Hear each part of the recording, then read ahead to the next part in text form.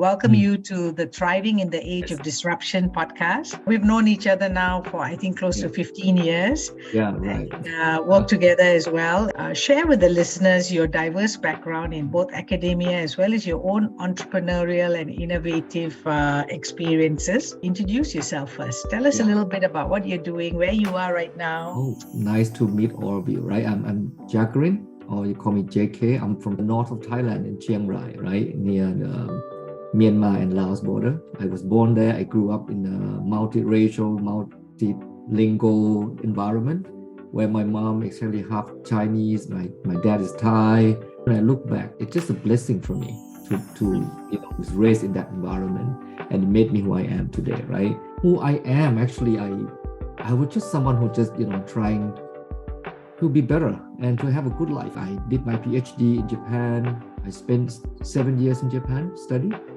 and I came back to Thailand, and I didn't know what to do when I graduated from my PhD. So I joined the academy at the university, and I had a context, something about my life is that I should reward myself after working hard for many years studying, right? So I had my PhD when I was 27.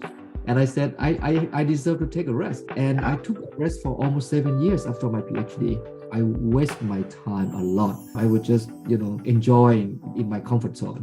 I went to university, I teach, people listen to me, and I just got my salary, which is very good enough to be in Thailand happily. I got to do what I want to do until I went to the course with Purani at that time. And that changed my life after 7 years of being in my comfort zone. And I start to see that, wow, actually, I didn't want that kind of life. I want to do something for other people, right? I was not born to be just comfortable, you see. So from then on in 2009, right, I start to, begin to look into myself, who I really am and what I really want in my life, what I'm here for, all this kind of thing. And I start to have, see life differently and interact with life differently from then on. And I start to see people in my life, they're part of me. Actually, at that time, during 7 years, I didn't work very hard. Was not very inspired to work as a professor, as a teacher. So when I got into fight with a lot of people in university, and I had to move to another university. So I moved to my current university.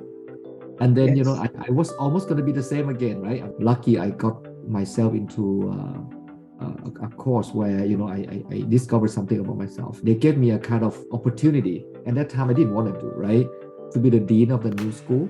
Yes. That school was so insignificant. There are less than 100 people there, and I thought I should deserve bigger kind of responsibility or a position in university, right? But anyway, I took it in 2010. The people of Myanmar Chamber of Commerce, right, they want UTCC, my university, from UC Thai Chamber of Commerce in Bangkok, to open the program in Myanmar. And that time I just, wow, because I love Myanmar. I spent some time in Myanmar, and you feel like I want to do something. At that time, I was a student at university. I went to visit Myanmar in 1997 at that time. And I kept something in my mind. I even cried when I looked down from the airplane, right? I was just a lucky person, like I got a chance to study. I got a chance to do a lot of things in life. But the people here, they just, So I took the job, and I, create something I had no idea about. I didn't know what to do. I don't have any budget, no money. I just went there, started something from zero. And then you join us too, right, in our venture in Myanmar. And, we opened the MBA program in Yangon and Mandalay. And at the end, when I left the program as a dean, right, in 2020, we graduated over 1,000 MBA from Myanmar at that time. You had that over, 10 years? And you had about 13 cohorts? Right.